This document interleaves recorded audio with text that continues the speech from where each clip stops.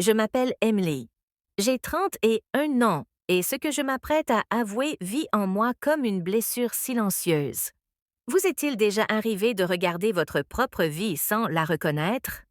Tout a commencé le jour où j'ai compris que la vie que j'avais construite n'était pas celle que mon cœur désirait vraiment. Quand j'ai épousé Jason, mon amour d'université, je croyais que nous étions inébranlables. Il était le genre d'homme que l'on admire, calme, posé, fiable, celui qui n'oublie jamais un anniversaire, qui s'assure que les factures sont payées et que la maison reste debout malgré toutes les tempêtes. Pendant des années, je me suis dit que c'était ça, l'amour, la constance, la fiabilité, le confort. Mais quelque part en chemin, le confort est devenu silence. Nos rires se sont éteints, remplacés par des emplois du temps et des soirées polies. J'ai essayé de me convaincre que c'était normal, que le vrai mariage parlait moins de papillons et davantage d'endurance. Mais au fond de moi, il me manquait le battement, l'élan, la sensation que l'amour pouvait encore me couper le souffle. Puis il y a eu Noah.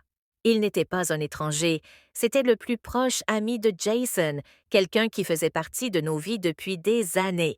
Et pourtant, soudain, il était différent.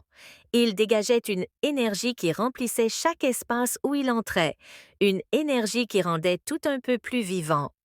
Là où Jason planifiait chaque chose à la minute près, Noah vivait à l'instinct.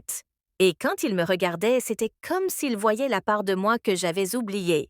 Tout a commencé innocemment. Des plaisanteries partagées, des regards rapides, des conversations qui s'étiraient plus longtemps qu'elles n'auraient dû. Je me disais que c'était sans danger, mais peu à peu nos mots sont devenus chargés, nos silences passent étaient plus lourds. Chaque fois qu'il passait, mon cœur me trahissait, s'emballant d'une manière que je ne pouvais pas contrôler. Mais que se passe-t-il lorsqu'un seul instant change tout? Un soir, alors que Jason était en déplacement, la frontière entre l'amitié et autre chose a disparu. Un regard s'est attardé, un souffle s'est suspendu, et dans cet instant unique, l'air était électrique, dangereux. J'aurais pu reculer, j'aurais dû, mais je ne l'ai pas fait. Quand cela s'est produit, ce n'était pas seulement du désir, c'était une libération. Des années de désir silencieux ont éclaté d'un seul coup. La culpabilité a été immédiate, vive. Mais en dessous, il y avait quelque chose que je ne pouvais pas nier, une part de moi qui s'éveillait après des années de sommeil. Après coup, je me suis regardée dans le miroir, cherchant la femme que j'étais avant cette nuit-là. Elle avait disparu. Celle qui me faisait face était à la fois terrifiée et vivante. Je me suis dit que c'était une erreur, que je pouvais l'enterrer sous le silence. Mais certains secrets refusent de rester silencieux.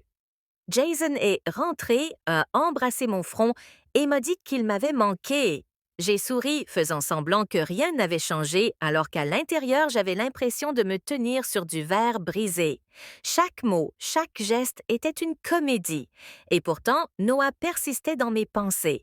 Sa voix, son regard, le souvenir de la façon dont mon prénom sonnait quand il le prononçait. Les jours se sont fondus en semaines. J'ai essayé de prendre mes distances, de reconstruire les murs que j'avais brisés, mais les plus petites choses continuaient de les faire tomber. Un message inattendu, un bonjour échangé, la façon dont nos regards se retrouvaient dans une pièce bondée. À chaque fois, ma détermination s'effritait un peu plus. La culpabilité est devenue mon ombre. La nuit, tandis que Jason dormait à mes côtés, je revivais des moments que je n'aurais pas dû me rappeler. Mon corps restait immobile, mais mon esprit était ailleurs, pris dans une tempête dont je ne pouvais m'échapper. Puis Jason a proposé que nous partions un week-end. Juste nous deux, a-t-il dit doucement, les yeux pleins de bonté, sans se douter de rien. J'ai accepté, espérant que la distance apaiserait le chaos en moi. Ce voyage a été à la fois une grâce et une punition. Loin de tout, j'ai vu Jason tel qu'il était vraiment, un homme qui m'aimait sans condition, qui avait bâti tout son monde autour de mon bonheur. Je l'ai regardé rire près du feu, me prendre la main, et je me suis demandé comment j'avais pu perdre de vue un amour pareil. L'espace d'un instant fugace, j'ai cru pouvoir revenir pleinement vers lui, que la tempête en moi pourrait se dissiper en calme. Mais quand nous sommes rentrés, Noah était là, Un seul regard et chaque fragile parcelle de contrôle que j'avais construite s'est effondrée. La vérité m'a frappé de plein fouet.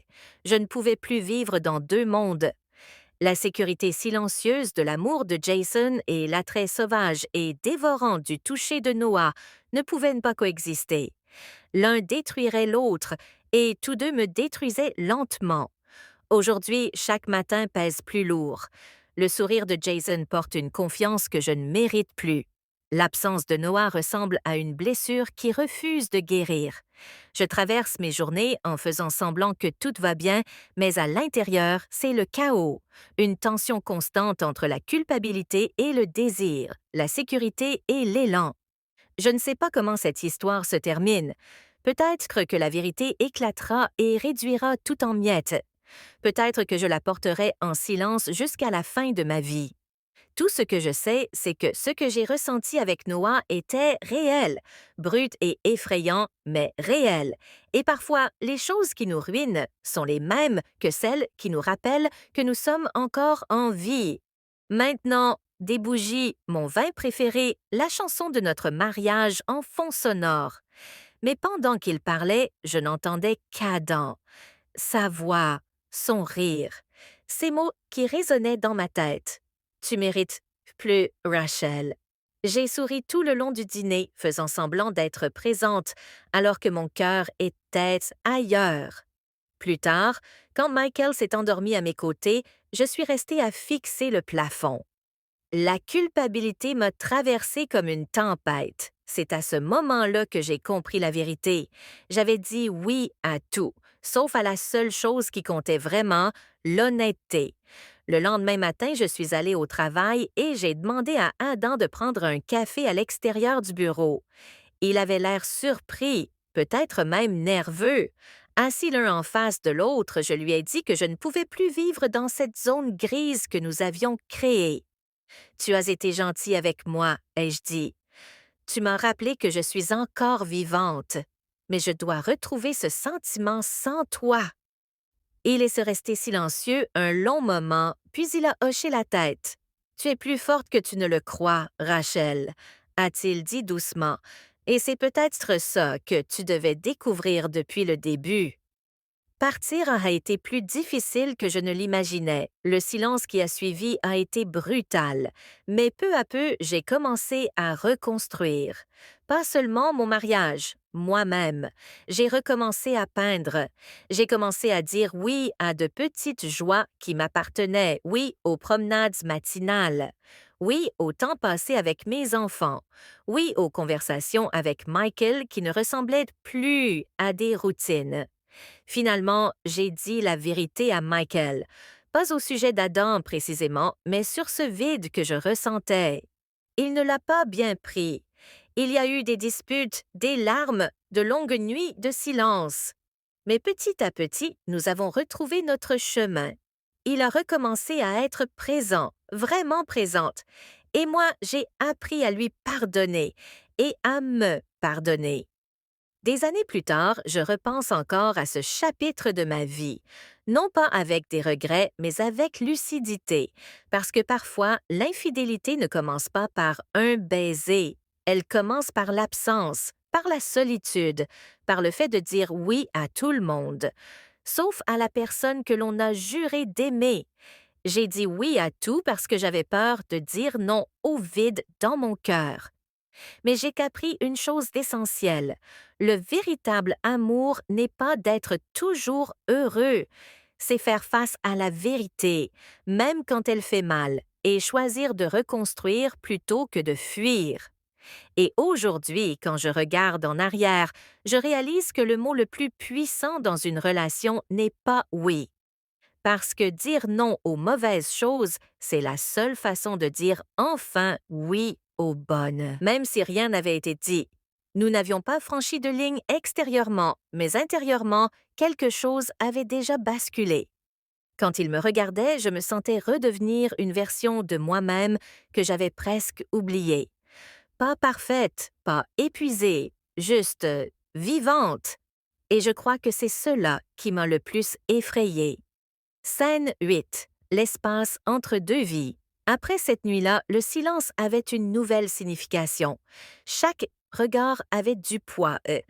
Chaque mot restait suspendu un peu trop longtemps. J'ai commencé à m'habiller avec plus d'intention, des détails subtils, une touche de couleur, un bijou que je n'avais pas porté depuis des années. Je me disais que c'était pour moi, mais au fond, je savais très bien qui je voulais voir remarquer. Ethan, bien sûr, a remarqué, mais pas de la manière que j'espérais. Tu sembles distraite ces derniers temps, a-t-il dit un soir d'un ton léger, mais avec un regard attentif. Quelque chose au travail? J'ai souri trop vite. Un gros projet, ai-je répondu. Il a hoché la tête, confiant, et cette confiance aveugle m'a fait plus mal que la colère n'aurait jamais pu le faire. Ce soir-là, je suis restée assise dans ma voiture, sur l'allée, longtemps après être rentrée. La lumière du salon brillait doucement à travers la fenêtre. Une image parfaite de paix domestique. À l'intérieur de cette maison se trouvait tout ce que j'étais censée vouloir. Et pourtant, assise là dans l'obscurité silencieuse, je me sentais étrangère à ma propre vie. Scène 9, la pluie qui a brisé le silence. Une semaine plus tard, la pluie est revenue. Une de ces pluies de Seattle qui semble interminable, douce, régulière, rythmée, le genre de pluie qui rend tout plus lourd et plus intime. Il était tard lorsque Lucas m'a proposé de me raccompagner. Allez, tu vas être trempé, a-t-il dit avec légèreté. J'ai hésité, puis j'ai accepté. Le trajet s'est fait dans le calme. Les essuie-glaces balayaient le pare-brise dans un mouvement lent et hypnotique. Nous parlions de travail, de musique, de rien d'important. Mais sous chaque mot, il y avait le murmure de quelque chose de plus profond, quelque chose de non dit. Quand il s'est arrêté devant ma maison, je n'ai pas ouvert la porte tout de suite. Pendant un moment, tout ce que j'entendais, c'était de la pluie contre la vitre. Puis il a dit doucement, « Tu n'as pas à faire semblant d'aller bien tout le temps. » Quelque chose en moi s'est fissuré. Je voulais dire « ça va », mais les mots ne venaient pas.